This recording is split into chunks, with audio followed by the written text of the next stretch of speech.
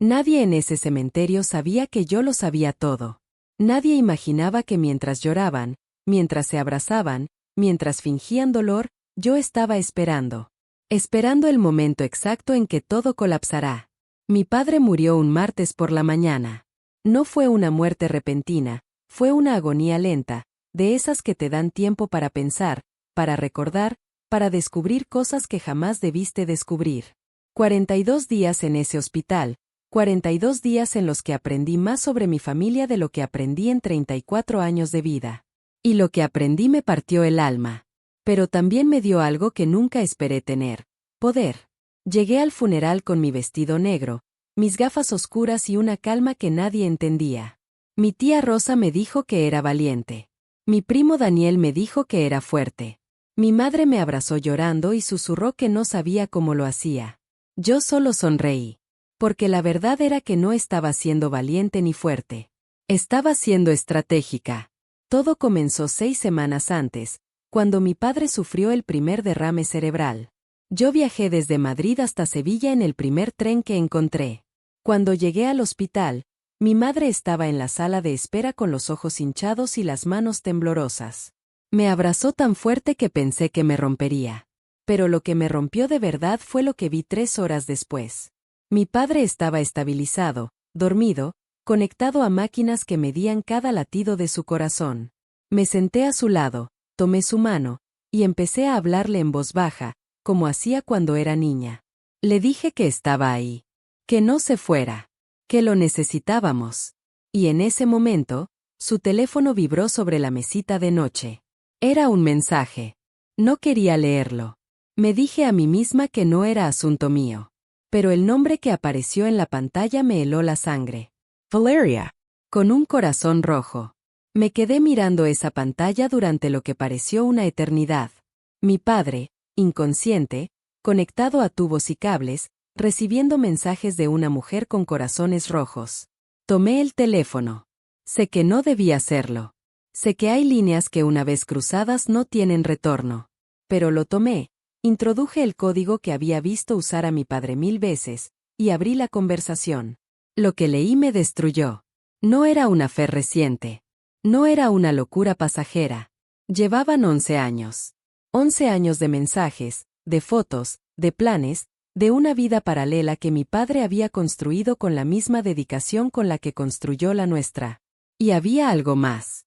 Algo que hizo que el suelo desapareciera bajo mis pies. Había una niña. Se llamaba Sofía. Tenía 9 años. Mi padre tenía otra hija. Cerré el teléfono y lo coloqué exactamente donde estaba. Me levanté, fui al baño del hospital, cerré la puerta con llave, abrí el grifo del agua fría y me miré en el espejo durante 5 minutos sin moverme. Tenía que decidir algo muy importante en ese momento. Tenía que decidir quién iba a ser yo a partir de ese instante. Y decidí que iba a ser la persona que controlaba la situación. No la víctima. No la hija destrozada. La persona que sabía. Volví a la habitación como si nada. Sonreí cuando entró mi madre. Saludé a mis tíos cuando llegaron. Y empecé a observar. Durante los siguientes días, mientras mi padre luchaba entre la vida y la muerte, yo me convertí en una detective silenciosa. Revisé documentos que encontré en su maletín. Llamadas en su teléfono cuando tenía un momento a solas. Encontré transferencias bancarias mensuales durante años. Una cantidad fija, puntual, discreta. Encontré una segunda dirección en sus contactos. Encontré fotos de una niña de ojos oscuros y sonrisa idéntica a la mía. Mi hermana. Tenía una hermana y no lo sabía. El dolor era físico. Era como si alguien me hubiera abierto el pecho con las manos y apretara todo lo que había dentro. Pero lo mantuve guardado. Lo encerré en un lugar profundo y lo alimenté de silencio. Porque entendí algo fundamental. Si yo explotaba, perdía. Si guardaba compostura, ganaba. Y quería ganar. Mi padre murió a las 6 de la mañana de un miércoles. Yo estaba a su lado. Mi madre también. Sus últimas horas fueron tranquilas, o al menos eso parecía desde afuera. Por dentro, yo cargaba un secreto que pesaba toneladas. Lo miré a los ojos cuando todavía podía verme, y pensé: te quiero, papá. Y también, ¿cómo pudiste? Los preparativos del funeral fueron caóticos. Mi madre quedó destruida, incapaz de tomar decisiones. Mis tíos se encargaron de los trámites. Yo me encargué de todo lo demás. Llamadas, flores, esquelas, el sacerdote, el cementerio. Me moví como una máquina porque necesitaba estar ocupada. Porque si me detenía, si me permitía sentir todo de golpe, me hundía. Fue durante esa vorágine cuando recibí el mensaje. Era de un número desconocido. Decía, soy Valeria. Sé que sabe. Por favor, no destruya a Sofía. Ella no tiene culpa de nada. Me quedé paralizada con el teléfono en la mano. Así que ella también sabía que yo sabía. Interesante. Respondí después de 10 minutos de silencio interior. Le dije, venga al funeral. Venga y veremos qué pasa. No sé por qué lo hice. Tal vez quería verla. Tal vez quería que todo saliera a la luz de una vez. Tal vez simplemente estaba cansada de cargar sola con tanto. El día del funeral amaneció gris y frío, como si el cielo también estuviera de luto. La iglesia se llenó de gente. Compañeros de trabajo de mi padre, vecinos de toda la vida, familiares que no veíamos hace años. Mi madre, vestida de negro riguroso, saludaba a cada persona con esa dignidad inquebrantable que siempre la había caracterizado. Yo estaba a su lado, sosteniéndola, sonriendo cuando era necesario, abrazando cuando tocaba. Y entonces la vi. Estaba en el último banco de la iglesia. Era una mujer de unos 40 años, delgada, con el pelo recogido y los ojos rojos de llorar. A su lado, una niña pequeña con un vestido oscuro y los ojos más parecidos a los míos que jamás había visto en otra persona. Sofía. Mi hermana de 9 años que no sabía que yo existía. Algo en mí se quebró y se reconstruyó al mismo tiempo. La misa transcurrió entre lágrimas y oraciones. El sacerdote habló de mi padre como el hombre bueno que todos creían que era. Y era bueno. Esa era la parte más dolorosa. Era un buen hombre que había cometido una traición enorme. Ambas cosas eran verdad, y yo tenía que sostener esa contradicción sin desmoronarme. Cuando terminó la misa y comenzamos a salir, vi que Valeria intentaba marcharse discretamente. Algo me impulsó.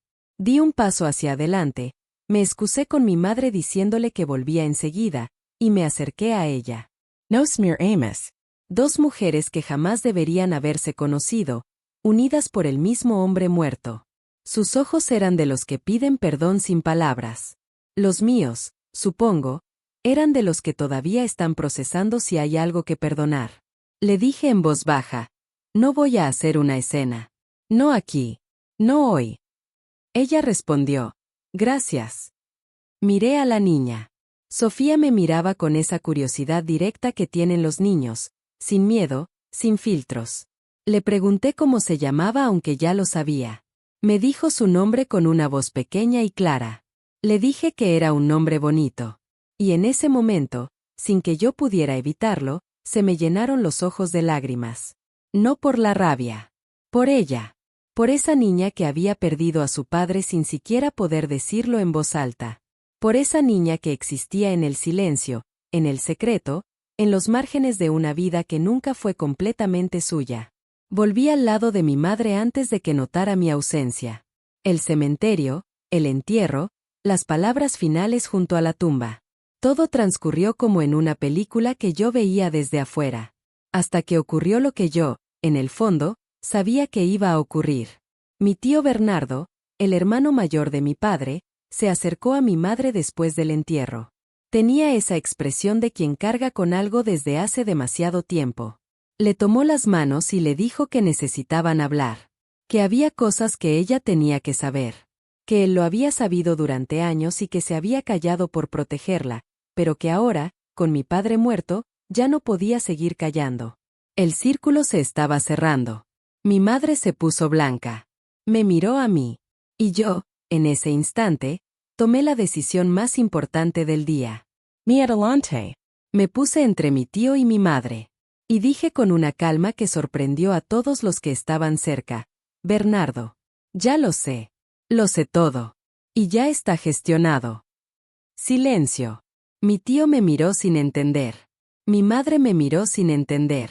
Pero nadie dijo nada más.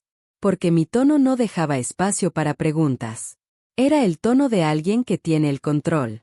Más tarde, esa noche, cuando la casa se vació de visitas y mi madre y yo quedamos solas en el salón con 2 tazas de manzanilla fría sobre la mesa, le conté todo. No de golpe. Con cuidado. Con la delicadeza que requería arrancarle el corazón a alguien que ya lo tenía destrozado. Le conté sobre Valeria. Sobre los 11 años. Sobre Sofía. Mi madre no lloró. Se quedó quieta, mirando el punto fijo en la pared, durante tanto tiempo que tuve miedo. Luego dijo algo que jamás olvidaré. Lo sabía. Me quedé sin palabras. No lo sabía con certeza, continuó, con una voz que sonaba como la de otra persona. Pero lo intuía. Hay cosas que una mujer siente aunque no quiera sentirlas. Hay ausencias que gritan aunque nadie diga nada. Lo sabía, y decidí no saber. Porque te tenía a ti. Porque tenía mi vida. Porque pensé que eso era suficiente. Me acerqué a ella y la abracé. Y entonces sí lloró. Lloró como no la había visto llorar en el hospital, como no lloró en la iglesia ni en el cementerio. Lloró con todo el cuerpo, con toda la historia, con todos los años de intuiciones enterradas y silencios sostenidos. Y yo lloré con ella. Por fin. Esa noche, mucho después de que mi madre se durmiera agotada, me senté en el escritorio de mi padre. El mismo escritorio donde de niña lo veía trabajar. Donde me ayudó con los deberes. Donde firmó los papeles de mi universidad con una sonrisa enorme. Abrí el cajón principal y encontré un sobre con mi nombre escrito a mano. Lo había dejado para mí. Sabía que yo lo encontraría. Lo abrí con manos temblorosas. Era una carta. 3 páginas escritas con su letra redonda y familiar. Empezaba así: si estás leyendo esto, significa que me fui y que ya sabes. Y si lo sabes, significa que eres exactamente la persona que siempre supe que eras, la más valiente de todos. Leí esa carta 4 veces. Me llevó horas. No porque fuera larga, sino porque cada párrafo me pedía tiempo para ser digerido. Me explicaba cosas que no podía justificar pero que necesitaba que yo entendiera. Me hablaba de Valeria sin romanticismos, con una honestidad brutal y tardía. Me hablaba de Sofía con un amor paternal que me dolió reconocer porque era el mismo amor con el que me había criado a mí. Me pedía que no odiara a una niña inocente. Me pedía que, si podía, si algún día podía, dejara que Sofía supiera quién era él. Y al final, me pedía perdón. No a mi madre. No a Valeria. A mí. Decía que yo era quien más había cargado en silencio, quien más había sostenido sin que nadie lo viera, y que eso no era justo. Que nunca fue justo. Doblé la carta, la guardé en el sobre y la puse en mi bolso. Pasaron 3 semanas. Semanas de trámites legales, de papeles, de herencias, de conversaciones difíciles. Mi madre fue recuperando el color poco a poco. Empezó a hablar de redecorar el salón, de visitar a sus amigas, de pequeños proyectos que siempre había postergado. Era su forma de seguir. La respetaba profundamente. Yo, por mi parte, tomé una decisión que no le conté a nadie hasta que estuvo hecha. Contacté a Valeria. Le propuse una reunión. Un café neutral sin dramas. Ella aceptó en menos de 1 minuto, como si hubiera estado esperando esa llamada desde siempre. Nos vimos un sábado por la mañana en una cafetería del centro. Llegamos las 2 puntuales. Nos sentamos frente a frente con nuestros cafés y nuestro pasado compartido sin haberlo elegido. Le hablé directamente. Le dije que no estaba ahí para atacarla ni para perdonarla, porque ese no era mi trabajo. Le dije que estaba ahí por Sofía. Porque Sofía tenía 9 años y había perdido a su padre y merecía algo de verdad en su vida, aunque todo lo demás fuera complicado. Valeria lloró. Me contó cosas de su propia historia que yo no había considerado. No la justificaban, pero las entendí. Las personas son complejas. Las situaciones lo son más. Mi padre había sido una figura enorme en muchas vidas, y todas esas vidas ahora tenían que reorganizarse sin él. Le dije que quería conocer a Sofía. No como su hermana, no todavía, no de golpe. Pero sí estar cerca. Sí existir para ella de alguna forma. Valeria asintió con los ojos llenos de lágrimas y me dijo algo que no esperaba. Tu padre me habló de ti constantemente. Sofía sabe quién eres. Te llama la hermana del cielo porque nunca os conocisteis, pero él le contaba cosas de ti como si fuera su heroína. Me quedé sin voz. La hermana del cielo. Esa niña había crecido escuchando mis historias sin conocerme. Y yo había crecido sin saber que ella existía. Dos vidas paralelas, como las de nuestros padres, pero inocentes. Sin culpa. Sin elección. Decidí que eso tenía que cambiar. El primer encuentro con Sofía fue un domingo en un parque. Valeria estaba presente pero discreta, dándonos espacio. Sofía se acercó a mí con esa mezcla de timidez y valentía que tienen los niños cuando algo les importa de verdad. Me dijo hola. Yo le dije hola. Luego ella preguntó, directa como solo los niños saben ser. ¿Tú también echas de menos a mi papá? Me arrodillé para quedar a su altura. Le dije que sí, que lo echaba mucho de menos, que era complicado y difícil pero que sí, que lo quería aunque las cosas hubieran sido muy complicadas. Ella asintió con una seriedad enorme para sus 9 años y dijo, yo también. Pero él me dijo que si alguna vez te conocía, que te diera un abrazo de su parte. Y me abrazó. Y yo la abracé a ella. Y en ese abrazo, en ese parque, con el viento frío de noviembre moviéndonos el pelo, algo se cerró. No todo. No el dolor, no la traición, no los 11 años de mentira. Pero algo. Una herida específica, la de saber que existía una niña que era parte de mí y a la que nunca había podido querer, esa herida específica empezó a cicatrizar. Le conté a mi madre sobre Sofía semanas después. Fue la conversación más difícil que he tenido en mi vida. Mi madre lloró, se enfadó, se quedó en silencio. Pero al final dijo algo que me demostró, una vez más, que era la persona más extraordinaria que conozco. Dijo, esa niña no hizo nada malo. Y si tú necesitas tenerla en tu vida, yo encontraré la manera de aceptarlo. No porque sea fácil, sino porque te quiero a ti más que a mi propio dolor. No tengo palabras para describir lo que sentí en ese momento. Han pasado 7 meses desde el funeral. Las cosas no son fáciles. No lo son para nadie. Mi madre está en terapia y dice que le está salvando la vida. Yo también fui a terapia y confirmo lo mismo. Valeria y yo no somos amigas, ni lo seremos probablemente, pero hemos encontrado una forma de coexistir con respeto por el bien de Sofía. Y Sofía. Sofía es extraordinaria. Inteligente, curiosa, con esa sonrisa que reconozco como mía y que me rompe y me reconstruye cada vez que la veo. La veo 2 veces al mes. Le enseño palabras en inglés que luego usa mal pero con mucho orgullo. Me manda fotos de sus dibujos. Me llamó por teléfono el mes pasado solo para contarme que su profesora la había felicitado. Soy su hermana. Todavía no lo hemos puesto en palabras exactas. Pero los dos lo sabemos. El día del funeral, cuando estaba en ese cementerio rodeada de personas que no sabían que yo lo sabía todo, pensé que estaba ahí para controlar una situación. Para gestionar una explosión antes de que destruyera todo. Y sí, en parte, eso fue lo que hice. Pero con el tiempo entendí que estaba ahí para algo más grande. Estaba ahí para sobrevivir. Para elegir cómo seguir. Para decidir que la traición de mi padre no iba a definir mi historia ni la de mi madre ni la de esa niña inocente.